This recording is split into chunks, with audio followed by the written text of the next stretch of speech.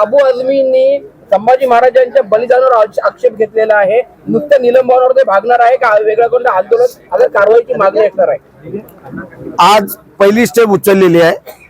जो पहिला एक जोर का झटका विधिमंडळाने जो का त्यांना दिलेला आहे त्याच्यामध्ये त्याला आता अधिवेशन संपेपर्यंत निलंबित करण्यात आलेलं आहे। त्याच्यानंतर जे आम्ही आता विचार विनिमय करतोय की ह्याला इतर काही राज्यांमध्ये जसे त्यांचं आमदारकी पद रद्द केलं त्या धर्तीवरती करता येते का ते आम्ही पाहतो। तर महायुतीतले बडे नेते आहेत धनंजय मुंडे आणि राजीनामा घेण्याची नामुष्की सरकारवर आलेली आहे, काय सांगाल?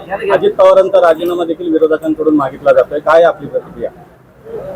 तो त्यांच्या पक्षाचा पार्टीचा विषय आहे आणि अजितदादा बोलले होते नैतिकतेच्या ह्याच्यावरती ठरवावं, तसं त्यांनी नैतिकतेच्या जबाबदारीने तो राजीनामा दिलेला आहे, त्यामुळे ते त्यांचा प्रश्न आहे।